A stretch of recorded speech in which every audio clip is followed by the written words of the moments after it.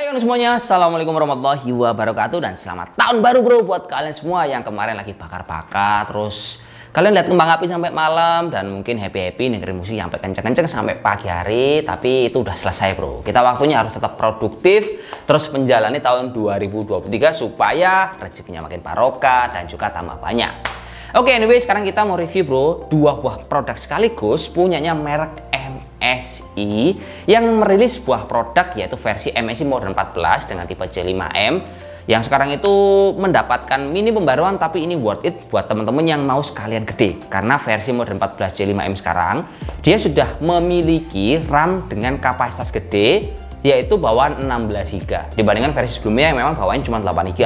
Jadi harganya juga sekarang udah drop price. Kalau kemarin yang 8 GB itu di angka 9.350.000, sekarang drop price bro menjadi di angka 8.850.000 rupiah. Terus kalau untuk versi 16 GB si Ryzen 5-nya dibanderol di angka 9.350.000 rupiah. Selisihnya 500.000. Ya sebenarnya mirip-mirip bro kalau kalian mau upgrade RAM antara 400 sampai 500 ribuan. Cuman bedanya si MSI RAM-nya ini kesolder dan nggak bisa di-upgrade. Untuk versi Ryzen 7 juga teman-teman bisa melihat data yang ada di bawah seperti ini.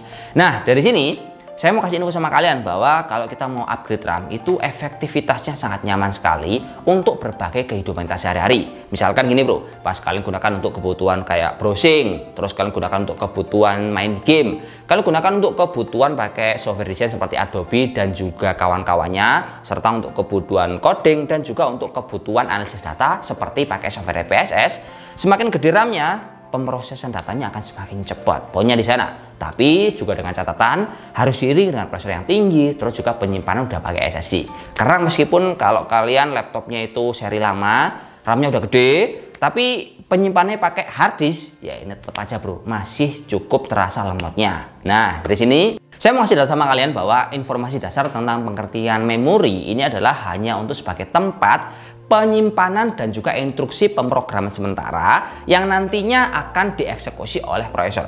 Jadi semakin gede memorinya, otomatis pemrosesan datanya akan semakin cepat. Terus kalau kita ngomongin tentang pertanyaan dulu itu ada beberapa pertanyaan seperti ini.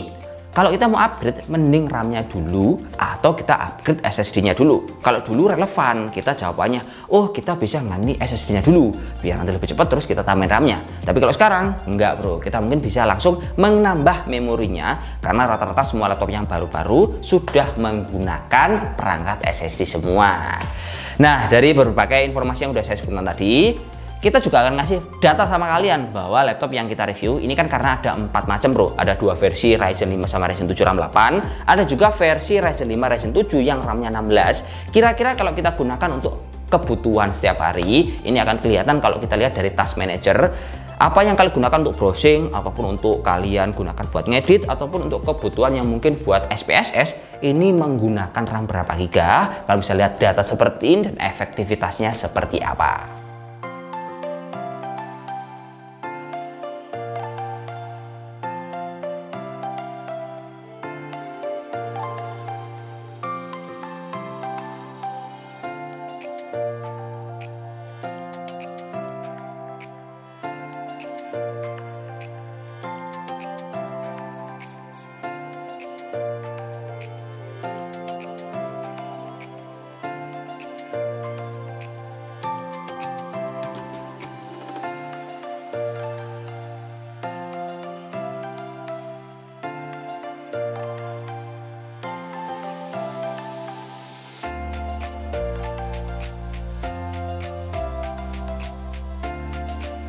Nah, jadi ini bro, kalau kita melihat dari data yang udah kita kasih sama kalian, RAM 16 GB memang terbukti lebih efektif untuk menjalankan berbagai aplikasi yang berat sekaligus, misalkan buat browsing, kalian buat editing, atau kebutuhan yang lain seperti buat desain, ataupun pas kalian buat analisis data. Tapi kalau kita ngomongin tentang RAM 8 GB, sebenarnya basically itu udah cukup bro. Tapi kalau buat saya pribadi, ini akan lebih relevan kalau ditambah karena kebutuhan saya cukup banyak. Misalkan buat riset data, saya butuh buat ngetes, saya buat chat, dan lain-lain. Itu konsumsinya itu kelihatan sekali kalau kita lihat dari Task Manager tadi. Tapi kembali lagi, kalau kita ngomong soal produk MSI, ini juga ada min plusnya bro. Minnya udah kelihatan bahwa MSI ini kalau teman-teman beli, dia RAM-nya nggak bisa di-upgrade. Terus yang kedua, MSI ini kalau beli tidak memiliki paket bundling berupa Office bawaan. Jadi kalau beli, Office-nya bisa diinstal sendiri atau mungkin minta install sama penjualnya. Tapi kalau kita ngomong soal kenyamanan tingkat pemakaian, wah, MSI ini enak bro, tampilannya cukup simple, elegan, layarnya bagus pakai Full HD IPS dan juga colokannya lengkap di kiri kanan. Terus pengalaman kalau buat ngetik, ini enak banget bro, sebab dia memiliki key travel yang agak lebar, terus juga membrannya itu untuk backlightnya itu sangat kelihatan, berbeda sama merek-merek yang lain yang biasanya cuman kelihatan lampunya di tepi. Kalau ini dia lampunya terlihat lebih nyala ketika kita gunakan di berbagai kondisi ruangan yang memang cahayanya gelap. Jadi terserah teman-teman choice-nya gimana, tapi yang jelas ini saya ngasih data sama kalian bahwa si MSI rilis di varian MSI More 14 yang RAM 16GB dan harganya nggak selisih banyak, terus harganya udah drop price semua. Ya udah, mungkin cukup sekian, terima kasih dan jangan lupa buat subscribe untuk dapat informasi setiap hari tentang dunia perkomputeran dari kami Karisma Kencana, dan salam jos. Oke, mantap kawan, semoga bermanfaat. Oke.